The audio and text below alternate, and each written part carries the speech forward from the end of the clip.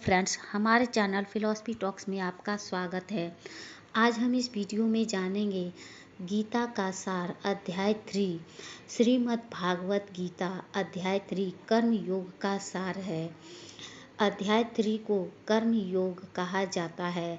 इसमें श्री कृष्ण अर्जुन को कर्म करने की अनिवार्यता और निष्काम कर्म करने का महत्व समझाते हैं। कर्म से मुक्ति संभव नहीं है।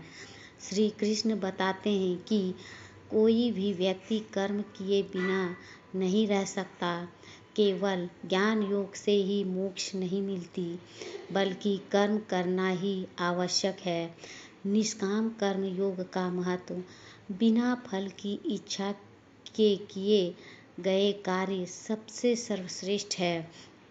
जो केवल अपने स्वार्थ के लिए कर्म करता है वह बंधन में पड़ जाता है, लेकिन जो बिना फल की चिंता किए कर्म करता है वह मुक्त हो जाता है। लोक संहार का सिद्धांत श्रेष्ठ पुरुष को चाहिए कि वह कर्म करके दूसरों को भी कर्म करने की प्रेरणा दे। यदि ज्ञानी और श्रेष्ठ व्यक्ति कर्म नहीं करेंगे तो समाज में अनुशासन और व्यवस्था टूट जाएगी। प्रकृति के अनुसार कर्म करना, सभी लोग अपने प्रकृति के अनुसार कर्म करने को बाध्य है। जो जैसा स्वभाव लेकर जन्मा है वह वैसा ही कर्म करेगा। इसलिए अपने स्वभाव के अनुसार कर्म करना ही श्रेष्ठ है। इच्छाएं और इंद्रियों का नियंत्रण, मोह और क्रोध का त्याग करके अपनी इंद्रियों को वश में करना चाहिए। वासनाओं और नियंत्रित करके ही व्यक्ति सच्चा योगी बन सकता है।